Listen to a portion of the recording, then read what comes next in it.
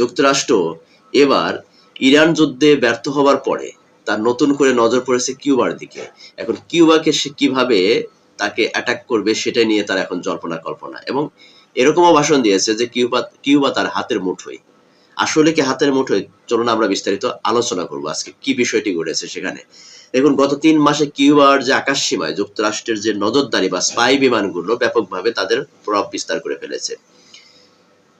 কিউবার রাষ্ট্র থেকে জানানো হয়েছে যে হঠাৎ করে যুক্তরাষ্ট্রের যে স্পাই বিমান যেগুলো আছে তাদের যে প্রভাব বা তাদের যে চলাফেরা, তাদের যে আধিপত্য, সেটাকে বিস্তার করার জন্য ব্যাপকভাবে চেষ্টা চালাচ্ছে। যেটা গত 3 মাস আগে ভেনেজুয়েলার প্রেসিডেন্ট যখন নিকোলাসকে যখন গ্রেপ্তার করা হয় বা সে দেশের প্রেসিডেন্টকে যখন সে দেশ থেকে তুলে নিয়ে আসা হয়, সেই পরিস্থিতি আবার কিউবার আকাশপথে সেটাকে লক্ষ্য করা যাচ্ছে। অনেকে বলার চেষ্টা করতেছে যে ভেনেজুয়েলার প্রেসিডেন্টকে যেভাবে ক্ষমতাচ্যুত করেছে, সেই দেশ থেকে যেভাবে তাকে কিডন্যাপ করে তার দেশে নিয়ে গিয়ে এখন আইনের কাঠগড়ায় তাকে দাঁড় করিয়েছে, ঠিক একই কাজটা হয়তো কিউবার ক্ষেত্রে করতে যাচ্ছে। কারণ কিউবার যে রাষ্ট্রপ্রধান আছে, তিনি ইতিমধ্যে যুক্তরাষ্ট্রের বিপক্ষে তার অবস্থান, যার কারণে তিনি চাচ্ছেন যে ঠিক ভেনেজুয়েলার মতো কিউবার পরিস্থিতি তিনি করতে যাচ্ছেন।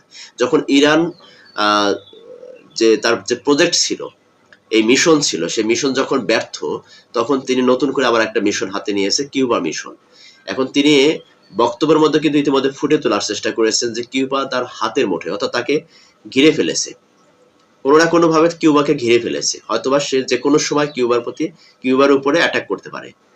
এটা যুক্তরাষ্ট্রের প্রতিনিয়ত তার খেলা, যে কোনো একটি রাষ্ট্রের সাথে সে খেলতে খেলতে যখন হেরে যায় অথবা সেখান থেকে বিজয় হয়ে আসে, আবার পরবর্তী কোনো রাষ্ট্রের উপর তার নজরদারি শুরু হয়ে যায়।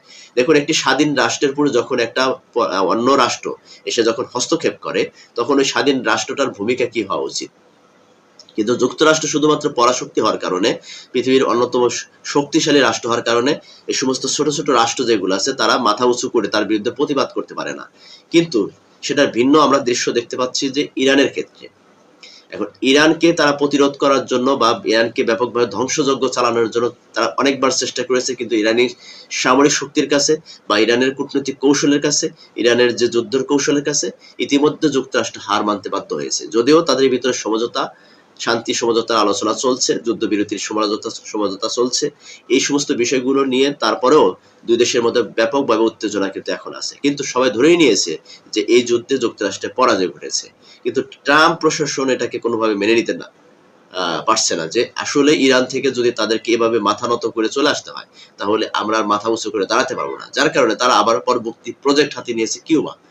আমরা গত 3 মাস অর্থাৎ জানুয়ারিতে দেখেছি সেখানে কিউবার প্রেসিডেন্টকে কিভাবে তাকে কিডন্যাপ করে নিয়ে সেই দেশে নিয়ে যায়। একটা দেশের স্বাধীন রাষ্ট্রের একটা রাষ্ট্রপতিকে তুলে নিয়ে যাওয়া, এটা আপনি কি মনে করছেন? এটা কি একদম সন্ত্রাসী এক কর্মকাণ্ড কিনা? সেটা আপনাদের কাছে প্রশ্ন রাখছি। একটি স্বাধীন রাষ্ট্রের রাষ্ট্রপতিকে তুলে নিয়ে যাওয়া একটা দেশের প্রশাসন, এটা নিতান্তই একটা সন্ত্রাসী কর্মকাণ্ড। যদিও এই কাজটা যদি কোনো সন্ত্রাসী গোষ্ঠী করতো, তাহলে হয়তোবা ট্রাম্প সেটাকে বলতো সন্ত্রাসী গোষ্ঠী করেছে। কিন্তু ট্রাম্পের যে কর্মকাণ্ড, এটা আসলে কোন সন্ত্রাসী কর্মকাণ্ড হয়? এটা কোনো স্বাভাবিক কর্মকাণ্ড? এটা কি কোনো স্বাধীন রাষ্ট্রের উপরে যে কোনো হস্তক্ষেপ করছে যে এভাবে? এটা কোনো সাধারণ প্রক্রিয়া হলো? সাধারণ প্রক্রিয়া না। দর্শক, এই যে কিউবার দিকে তার নজর কেন? কিউবার দিকে নজর পড়ছে কিসের জন্য? কিউবা যখন যুক্তরাষ্ট্রের কথার পরিপ্রেক্ষিতে পাল্টা প্রতিক্রিয়া জানায়, এটাই হচ্ছে ট্রাম্পের জন্য সবচেয়ে বড় একটা বাধা, যে ট্রাম্প যে সমস্ত কথা বলবে তাকে সমর্থন দিতে হবে। কিউবার মতো, ভেনেজুয়েলার মতো ছোট ছোট রাষ্ট্র যেগুলো আছে, বা মধ্যম শক্তির যে সমস্ত রাষ্ট্রগুলো আছে, ট্রাম্পের যে সমস্ত বক্তব্য দেবে সেগুলোকে সমর্থন জানাতে হবে। ট্রাম্পের সব বক্তব্যের প্রতিক্রিয়া জানালে বা তার কথার বিপক্ষে গেলে বা বিদ্রোহ করলেই তার পরিণতিটা ভয়ঙ্কর হয়। আমরা এর আগে দেখেছি, ইরাকে দেখেছি, আমরা দেখেছি লিবিয়া দেখেছি। এই সমস্ত রাষ্ট্রগুলো, আফগানিস্তানের উপর তারা ব্যাপকভাবে ধ্বংসযজ্ঞ চালিয়েছিল, কিন্তু সেখানেও ব্যর্থ হয়ে চলে আসছে। কিন্তু তারা ইরাক সফল হয়েছে, লিবিয়া সফল হয়েছে। এরপরে আমরা দেখেছি ইরানের উপর আক্রমণ করার জন্য তারা আসছে। ইরানের এখন সেখানে ব্যর্থতার মতোই পরিবেশ তৈরি হয়েছে। এখন তারা চাচ্ছে যে ভেনেজুয়েলা যেহেতু আমরা সফল, তাহলে ভেনেজুয়েলার পাশে কিউবাটাকে আমরা সফলভাবে সেটাকে আমরা নিয়ন্ত্রণ করার চেষ্টা করব। এবং তার বক্তব্যের মধ্যে ফুটে উঠেছে যে আসলে তিনি কিউবাকে অতি শীঘ্রই কিউবাকে দখল করবে, অথবা কিউবার যে বর্তমান ক্ষমতাধর ব্যক্তি আছে তাকে ক্ষমতাচ্যুত করে তার মদতপৃষ্ট, তার যে আশীর্বাদ পুষ্ট, তাকে ক্ষমতায় বসাবে। এটাই হচ্ছে যুক্তরাষ্ট্রের নেক্সট মিশন। এখন দর্শক দেখেন, যুক্তরাষ্ট্র যদি একের পর এক এভাবে এই সমস্ত ছোট ছোট রাষ্ট্রগুলোর উপর এভাবে হস্তক্ষেপ করতে থাকে, তাহলে একবার ভেবে দেখুন যে আসলে স্বাধীন রাষ্ট্র, একটা স্বাধীন রাষ্ট্রের তার সার্বভৌমত্ব কোথায় গিয়ে দাঁড়ায়। আমাদের মতো ছোট ছোট রাষ্ট্র যেগুলো, যেখানে মাথা উঁচু করে দাঁড়াতে পারি না আমরা, আমাদের পার্শ্ববর্তী দেশ বড় হওয়ার কারণে আমাদের মাথা উঁচু করে দাঁড়ানো সম্ভব হয় না। পরাশক্তি যুক্তরাষ্ট্র, তারা আমাদের উপর নিষেধাজ্ঞা, বিভিন্ন রকমের অর্থনৈতিক চাপ প্রয়োগ করে আমাদেরকে নানান রকম প্রেশার ক্রিয়েট করে তারা রাখার চেষ্টা করে, যেন আমরা মাথা উঁচু করে না দাঁড়াতে পারি। আমাদের পার্শ্ববর্তী আর একটা দেশ আছে যে এশিয়া মহাদেশে, সেটি হচ্ছে চীন। তাদের অর্থনৈতিক চাপের ভিতরে আমাদের থাকতে হয়। তো এরকম আমাদের মতো ছোট ছোট রাষ্ট্র যেগুলো বিশ্বের অবস্থান করছে, তাদেরকে প্রতিনিয়ত তাদেরকে মাথা নিচু করে থাকতে হয়। মাথা উঁচু করে দাঁড়ানোর মতো হয়তোবা পরিস্থিতি হবে না, কারণ বিশ্ব অর্থনীতিটা পুরোটাই কন্ট্রোল করছে এখনো যুক্তরাষ্ট্র। যদিও সামরিক শক্তি দিক দিয়ে এখনো যুক্তরাষ্ট্রের প্রতিপক্ষ অনেক দেশ দাঁড়িয়েছে, বাট অর্থনৈতিকভাবে এখনো যুক্তরাষ্ট্রের কাছে সবাই ধরা।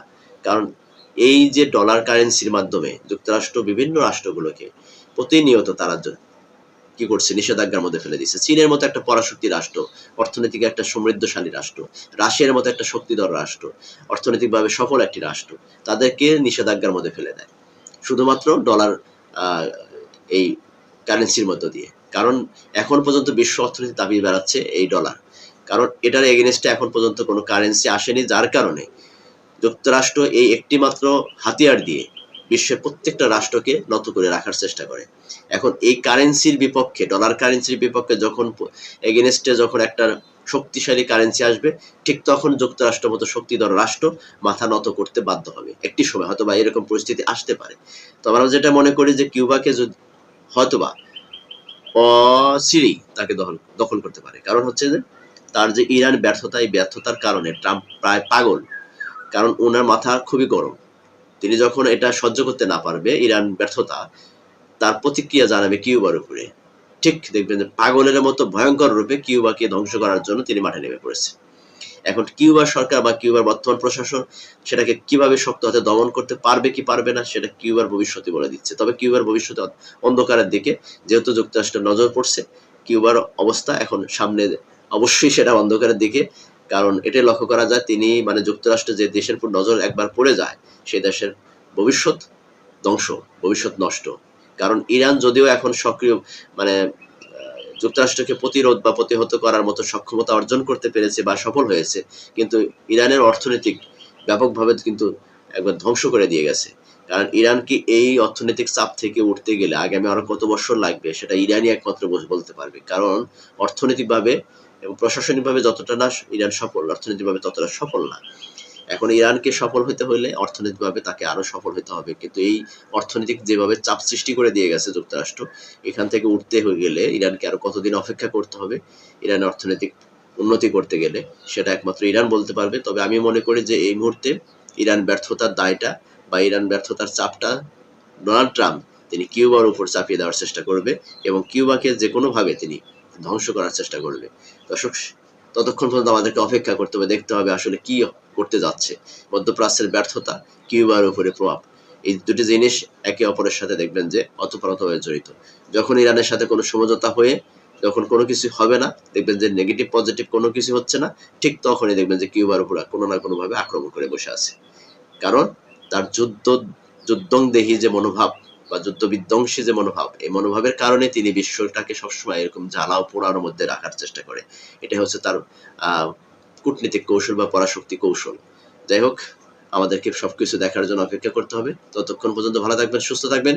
আল্লাহ হাফেজ। আসসালামু আলাইকুম।